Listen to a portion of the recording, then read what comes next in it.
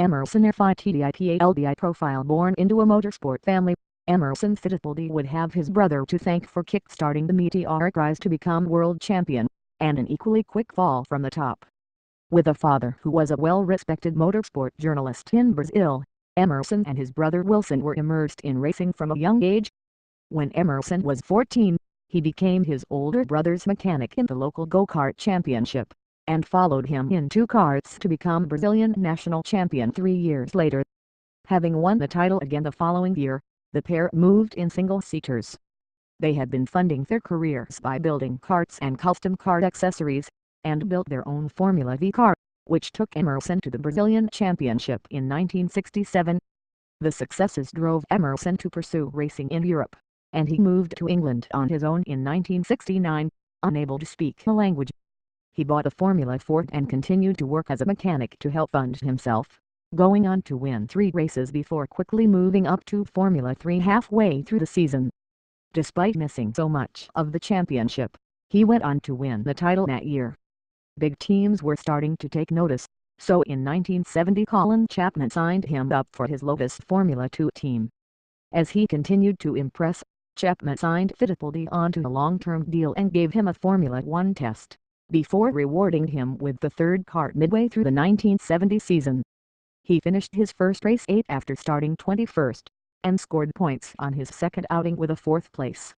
Tragedy struck in what would have been his 4th race though, as Lotus's championship leader Jochen Rindt was killed in practice for the Italian Grand Prix at Monza. The team was on the floor after the accident, as second driver John Miles walked away from Formula 1 in the aftermath. It thrust Fittipaldi into team leader status, and he duly responded by single-handedly picking the team up, winning its next race at Watkins Glen, his first Grand Prix victory, and in the process earning the title posthumously for Rindt. Driving the legendary 72, he endured a tougher season in 1971 following his encouraging debut, taking only 3 podiums.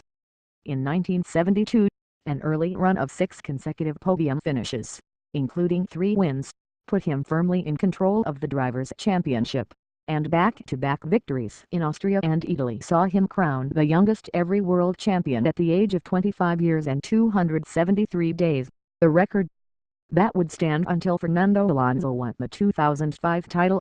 His good form continued into the following year, but he was joined at Lotus by Ronnie Peterson, who showed himself to be a match for Fittipaldi. While he won 3 of the first 4 races, and went on another run of 6 consecutive podiums, it looked like a 2-horse race between Fittipaldi and Jackie Stewart, but a mid-season run of 3 retirements in a row cost him dearly. Peterson then beat him to victory at Monza by less than a second, the result that gave Stewart the championship and was the catalyst for Fittipaldi to move to McLaren the following year. His move to McLaren was a smart one, as the competitive car was also reliable in a close season which featured 7 different winners. With 5 races to go, Niki Lauda led the championship, but failed to finish another race. With 3 to go, Fittipaldi was in 4th position in the standings and a race win behind leader Clay Regazzoni. Second in Italy and a win in Canada sent the pair into the final race of the season at Watkins Glen tied on 52 points, but Regazzoni struggled and Fittipaldi took 4th place to seal his 2nd title. He followed up with another competitive season in 1975, finishing 2nd overall to Lauda. Despite having been world champion twice and runner-up twice in consecutive seasons, Fittipaldi made a less smart move in 1976. Family loyalty and national pride drove him to team up with his brother at the Corsica-sponsored team they both owned. They couldn't recreate the successes they had previously enjoyed in lower formulae though, and after failing to qualify more times than he reached the podium over the next 5 seasons, he retired from Formula 1. The lure of racing was too much for Fittipaldi to resist, however, and he was eventually drawn back by an invitation to drive in an IndyCar at Long Beach. A competitive finish saw him return full-time, going on to win the 1989 IndyCar Championship as well as the Indianapolis 500, the race he won for a 2nd time in 1993. 3 years later, a heavy crash in Michigan left him with a broken neck, and a plane crash less than a year later convinced him to call it a day.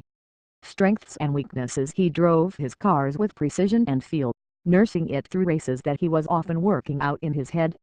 He appeared unflappable, until outpaced by his teammate Ronnie Peterson at Lotus, and then previously unseen mistakes started to creep in. National pride cost him many more world championships, but did pave the way for an influx of Brazilian drivers. Career high winning in Monza in 1972 to clinch the World Championship and become the youngest world champion ever, the record which stood for 33 years. Career low going scoreless for 17 races in a car bearing his name across the 1,979 over 80 seasons, which eventually saw him retire at the bottom of a sport he had once conquered.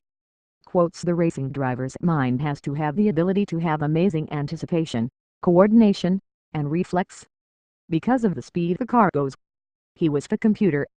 I would have a dinner with him, if the car wasn't handling well on the Friday, and would explain to him what it was doing at different parts of the track.